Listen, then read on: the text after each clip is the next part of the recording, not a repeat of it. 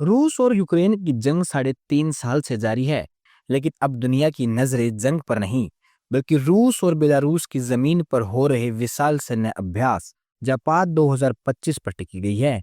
और इसमें भारत की मौजूदगी ने सबको चौंका दिया है। यह अभ्यास रूस और बेलारूस की मेजबानी में हो रहा है। अमेरिका के साथ टैरिफ विवाद के बीच भारत ने अपनी सैनिक इसमें भेजे। कुमाऊं रेजिमेंट के 65 जवान रूस के निजनी नोवगोरोद के पास मुलुनो ट्रेनिंग ग्राउंड पर मौजूद हैं। वे रूसी सैनिकों के साथ संयुक्त परीक्षण, टेक्निकल ड्रिल और हथियार संचालन की तकनीकों को साझा कर रहे हैं। भारतीय रक्षा मंत्रालय के अनुसार इसका उद्देश्य है रूस के साथ रक्षा सहयोग और आपसी भरोसे को मजबूत करना। पहले यह अभ्यास केवल रूस और बेलारूस तक सीमित था, लेकिन अब इसमें Bharat, Iran, Bangladesh, Burkina, Congo और माली जैसे देश भी शामिल हैं। अमेरिका भी पहुंचा, मगर सिर्फ पर्यवेक्षक के रूप में, वह भी बेलारूस में। अभ्यास के दौरान रूस के राष्ट्रपति व्लादिमीर पुतिन अचानक पहुंचे और घोषणा की कि मैं इसमें 1 लाख सैनिक हिस्सा ले रहे हैं, जबकि बेलारूस ने पहले केवल 7,000 का आंकड़ा बताया था।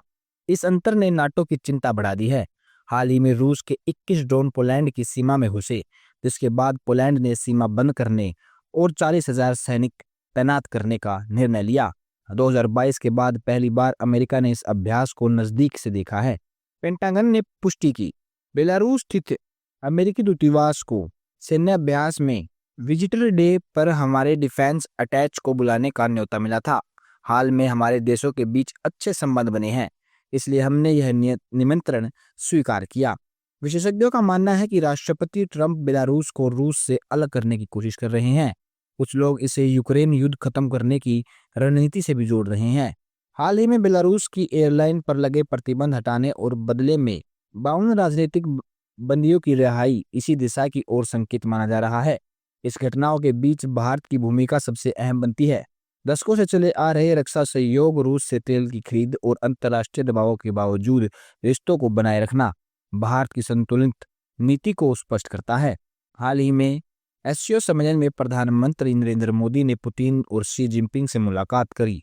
यही संदेश दिया कि भारत रूस के साथ साझेदारी जारी रखेगा। जापान 2025 अब सिर्फ सैन्य अभ्यास नहीं, बल्कि वैश्विक राजनीति का आईना है। सवाल ये है, क्या भारत अब यह कदम आने वाले वर्षों में नए समीकरण बनाएगा? अपनी राय कमेंट में लिखें। क्या भारत की यह रणनीति मजबूत है या जोखिम? और ऐसे ही अंतर्राष्ट्रीय विश्लेषणों के लिए चैनल को सब्सक्राइब करना न भूलें। जय हिंद।